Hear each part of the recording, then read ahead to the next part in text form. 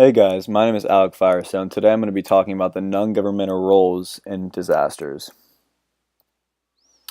So just to start off, I wanted to bring up some characteristics and other things that NGOs are known for. So they're known as being healthcare providers, educational institutions such as colleges and universities, churches or other religious organizations, charities, professional societies, as well as civic and community associations.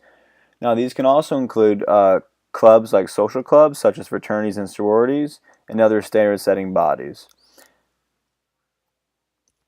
Now, the primary missions of NGOs range from a broad sector, but I kind of brought down the brief points that I wanted to discuss.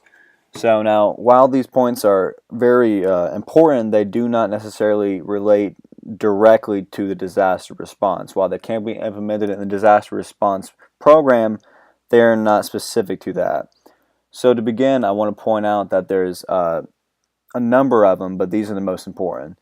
One, providing shelter to disaster victims, providing first aid and medical assistance to the wounded, providing psychological care, and assisting or providing disaster response and recovery logistics.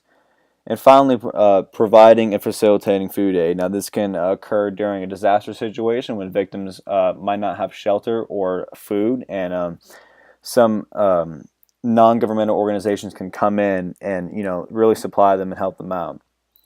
So next, we have the NGOs in disaster management, and they follow the same four steps as we had previously seen, which is preparedness, mitigation, response, and recovery.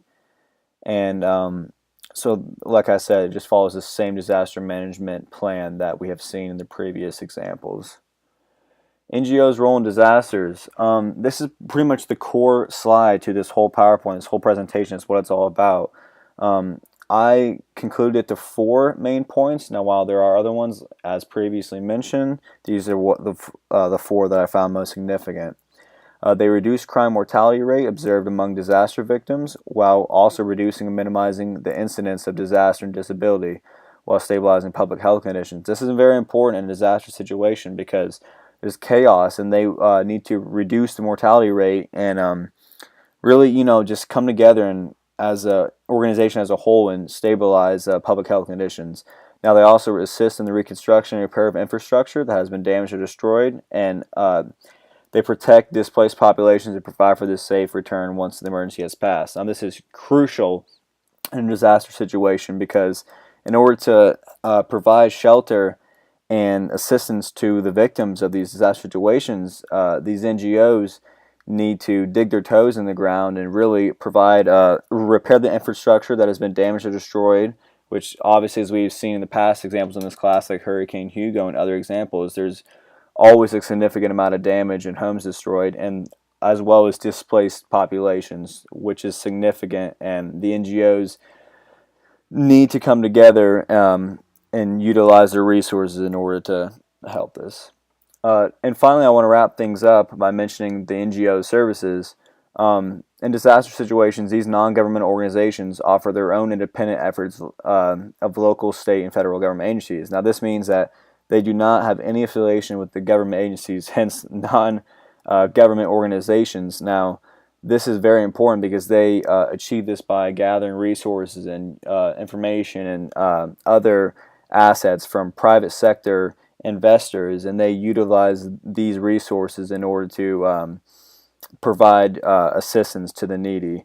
Now, for example, charities and church groups may provide clothing as well as assistance with building repairs, food and water, and counseling services throughout any disaster situation and or non-disaster situation without aid of the government agency.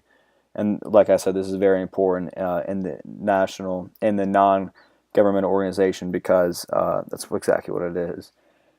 So before I leave you here today, I just want to make sure you guys have understood the topic, and if you have not, if you have any questions or any comments, just please feel free to respond to the thread, and I will be sure to get back to you in an appropriate and effective manner, and I look forward to seeing that. Thank you guys. Have a good one.